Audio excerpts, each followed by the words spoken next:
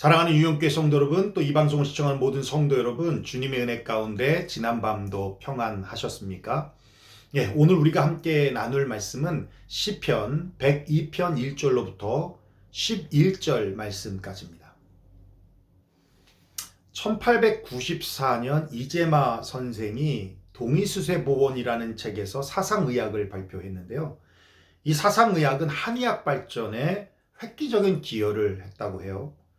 여러분 잘 아시겠지만 사람의 몸을 네 가지 체질로 분류해서 태양인, 태음인, 소양인, 소음인. 그러면서 각각의 체질에 따라 생리와 병리가 다르기 때문에 그에 따른 진단과 치료 방법이 달라야 한다는 주장이었습니다. 그렇습니다. 사람의 몸만이 아니라 우리의 삶에서 찾아오는 고난도 다르지 않을 것 같아요. 고난의 종류도 참 다양한데요. 고난의 체질에 따라서 처방도 달라야 한다는 것입니다.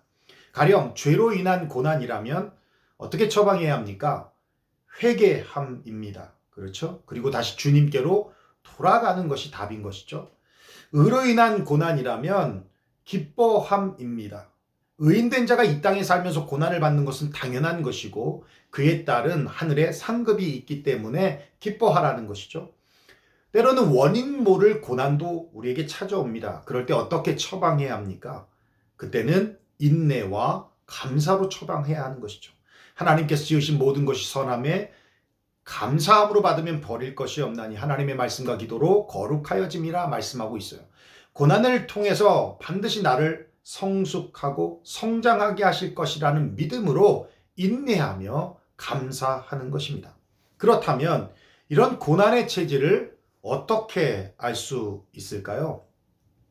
그것이 바로 자기객관화라는 거예요. 자기객관화.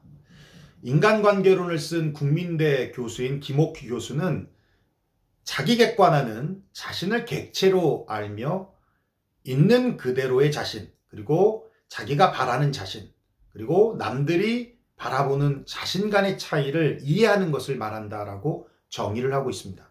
말 그대로 자기객관화란 자기를 객관적으로 보는 거예요. 자신의 감정이나 주관이나 상황, 배경 이런 것에서 벗어나서 제3자적 입장에서 자신을 보는 것을 말하는 것입니다. 사실 우리의 시선과 생각은 타인을 판단하고 하는 데 최적화되어 있어요. 그런 말을 우린 심심치 않게 듣습니다. 왜 그 사람은 자신을 모를까? 남들도 다 아는 것을 왜 그 사람은 모를까? 이런 말 하잖아요. 근데 그렇게 말하는 사람도 자신을 모르는 것이 또한 문제인 것이죠. 그렇습니다. 우리가 고난의 체질을 잘 분별하려면 고난이 올 때 자기 객관화가 되어야 한다는 거예요. 자기 객관화를 시키려면 우선 우리 자신을 돌아봐야 하는 것이죠. 그런데 무턱대로 되고 돌아보는 것이 아니라 주님의 말씀으로 자신을 돌아볼 때 자기 객관화가 된다는 겁니다. 즉 믿는 그리스도인들에게 자기 객관화는 결국은 하나님께서 보시는 나를 보는 거예요. 하나님께서 보시는 나를 보는 거예요. 오늘 본문이 바로 그 부분을 우리에게 말씀해 주고 있거든요. 오늘 본문은 누구의 시인지를 알 수 없는 작자 미상의 시입니다. 그리고 그 배경이 언제인지 정확히도 알 수 없습니다. 물론 학자들 사이에서는 포로기 때라고 말씀하고 있지만 그건 추측일 뿐이죠. 단지 표제에 나왔듯이 고난당한 자가 마음이 상하여 그의 근심을 여호와 앞에 토로하는 기도라고 쓰여 있어요. 즉 고난당하는 자, 공경에 몰린 사람이 하나님 앞에 간절히 아뢰는 기도문이라는 것입니다.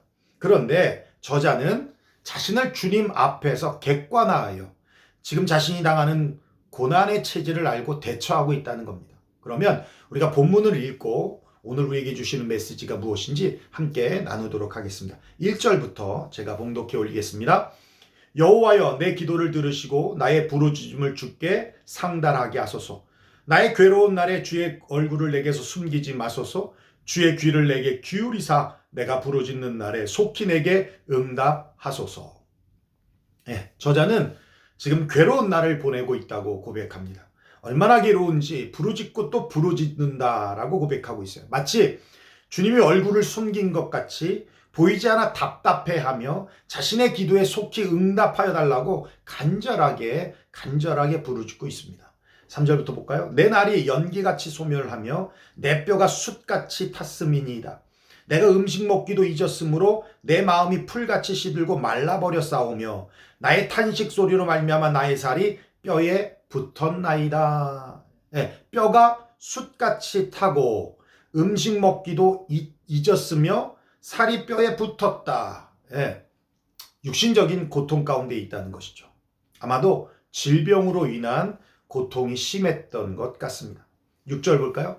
나는 광야의 올빼미 같고 황폐한 곳에 부엉이 같이 되어 싸우며 내가 밤을 새우니 지붕 위에 외로운 참새 같으리이다. 여러분, 광야는 어떤 곳입니까? 외로운 곳이죠. 고립된 곳입니다. 올빼미와 부엉이는 레위기 11장에 부정한 새로 언급되어져 있습니다. 그리고 참새는 무리를 지어 날아다니는 새인데 지금 홀로 있다는 거예요. 무슨 의미입니까? 건강상의 이유로 육신의 고통도 견디기 어려운 상황에서 돌봄을 받아야 될 상황에 돌봐줄 사람이 하나도 없다라는 거예요. 사람들로부터 외면을 당하고 있다는 겁니다. 여러분, 얼마나 힘든 상황이겠습니까? 그렇죠? 상상만 해도 끔찍한 상황입니다. 그런데 8절 더합니다. 내 원수들이 종일 나를 비방하며 내게 대항하여 미칠 듯이 날뛰는 자들이 나를 가리켜 맹세하나이다. 그런 상황에서 원수들조차도 하루가 멀다 하고 찾아와 조롱과 비방을 늘어놓으며 저주를 퍼붓고 있다. 요즘 말로 멘탈 터진다고 하는데 완전히 그런 상황이죠. 9절 볼까요? 나는 죄를 양식같이 먹으며 나는 눈물 섞인 물을 마셨나이다. 주의 분노와 진노로 말미암음이라 주께서 나를 들어서 던지셨나이다. 내 날이 기울어지는 그림자 같고 내가 풀에 시들어짐 같으니이다. 오늘 우리가 함께 나눌 말씀은 여기까지인데요. 그런데 저자는 이 모든 고난들이 주님의 분노와 또 진노로 말미암았다라고 고백하고 있어요. 왜 주님께서 분노하시고 진노하셨겠습니까?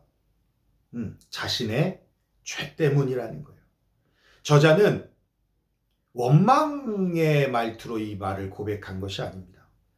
고난의 체질을 정확하게 분석하고 있는 거예요. 자신의 죄 때문이라는 것을. 사실 우리가 겪는 고난 중에는 상당수가 우리의 죄 때문에 오는 경우가 많습니다. 그런데 자기 객관화가 안 된 우리들은 자신들을 합리화하면서 정작 자신의 죄는 감추고 이런 고난을 주신 하나님께 모든 탓을 하면서 원망하고 오히려 하나님께 분노를 나타내죠. 참 어리석은 모습들입니다. 그렇게 한다고 바뀌는 것은 아무것도 없어요. 다윗이 우리아의 아내를 범했습니다. 그가 쉬쉬하며 숨기며 살았습니다. 얼마나 보안을 유지했는지 소문도 나지 않았습니다.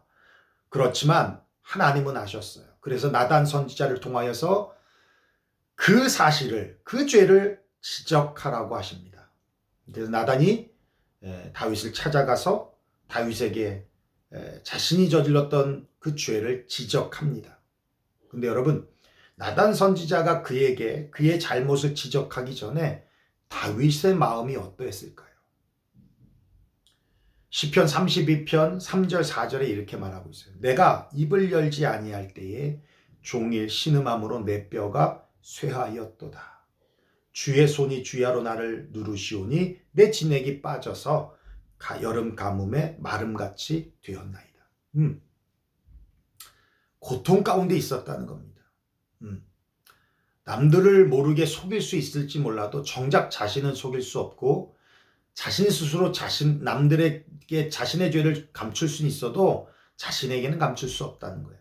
그래서 너무 괴롭고 너무 힘들었다는 겁니다. 종일 신음해서 내 뼈가 쇠할 정도이고 주님은 아시고 있다라는 걸 알기 때문에 종일 주님이 자신을 짓누르는 것과 같아서 마치 여름 가뭄의 마름같이 그렇게 힘들었다라고 고백을 합니다.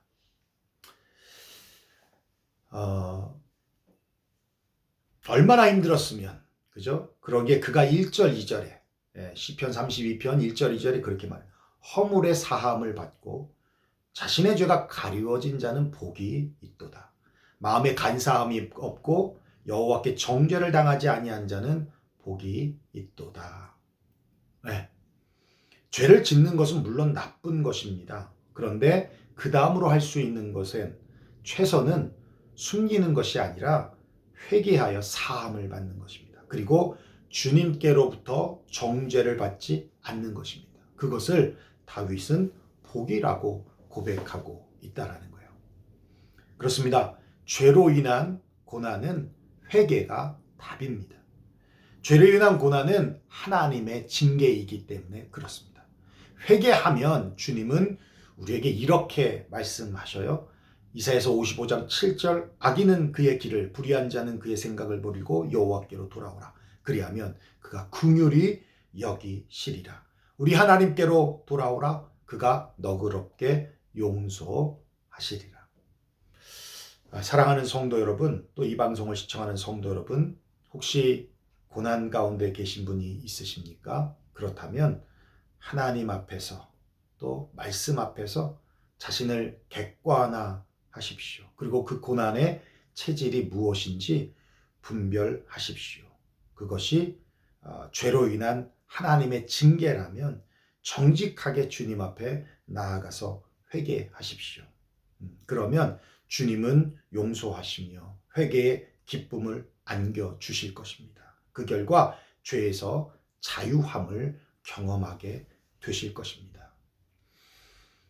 어떠한 종류의 어떠한 체질의 고난이라 할지라도 그 고난을 이긴 자는 반드시 성장하고 성숙하고 하나님을 더 깊이 알게 되어지는 그런 은혜를 누리게 되는 것이고, 그것이 우리의 믿음의 그릇이 되어서 더 큰 그릇이 되어서 하나님의 축복을 더 크게 누릴 수 있는 그런 계기가 된다는 걸 우린 잊지 말아야 합니다.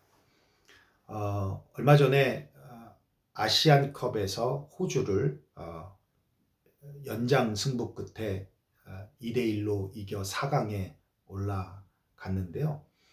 그 후 손흥민 선수가 인터뷰에서 그가 이렇게 말해요. 기자가 2015년에 호주에서 열린 아시안컵 대회의 결승에서 호주에게 진 것에 대한 복수로 이 경기에 임했냐라고 하는 그 질문에 손흥민 선수는 미소를 머금으면서 절대 그게 아니라 오히려 그때 호주한테 졌던 그 기억과 경험들이 자신의 축구 인생에는 굉장히 큰 성장을 주는 기회가 됐고 지금의 자신을 만드는 그런 놀라운 자양분이 됐다라고 그렇게 인터뷰에서 말합니다. 굉장히 정말 굉장히 중요한 마인드고 가치관인 것 같아요. 예. 지금의 손흥민을 만들기까지 그런 어려운 시련들, 또 가슴 아픈 사연들, 또 경기들, 그것이 오히려 지금 강한 자신을 만들었다라는 이 고백. 그리스도인도 다르지 않은 것 같습니다.